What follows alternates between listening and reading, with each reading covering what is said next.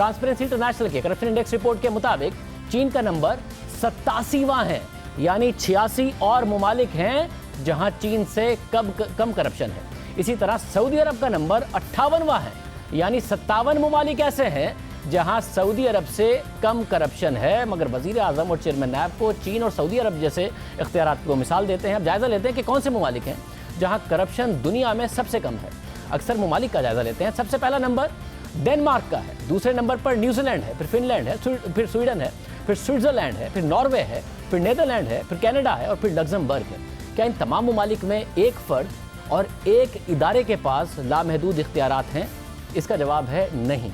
ये वो तमाम मुमालिक हैं जहां जमहूरियत है, जहां कानून की हुक्मरानी है, जहां मीडिया आज़ाद है। अब ट्रांसपेरेंसी इंटरनेशनल ने तो करप्शन ख़त्म करने का तरीका भी बताया और उनके मुताबिक जमहूरी इदारे और आज़ादी सहाफ़त करप्शन के ख़ात्मे के लिए ज़रूरी है। अपनी 2018 की करप्शन परसेप्शन इंडेक्स के हवाले से ट्रांसपेरेंसी इंटरनेशनल ने यह तक कहा कि दुनिया में जमहूरियत और करप्शन के खिलाफ इन मकबूल नारे लगाने वाले लीडरों से खतरा है, जो करप्शन के खिलाफ मकबूल नारे लगाकर इख्तिदार में आना चाहते हैं और जमहूरी इदारों को नीचा दिखाते हैं। ये बात अब शायद हुकूमत को भी समझ आ गई है कि इख्तियारात से नहीं, कानून की हुक्मरानी से करप्शन दूर होगी। जमहूरी इदारों की मजबूती से बदउनवानी का खात्मा होगा और इन इदारों में पार्लियामेंट और अदलिया की मजबूती और आज़ादी सबसे अहम है। मीडिया की आज़ादी सबसे अहम है।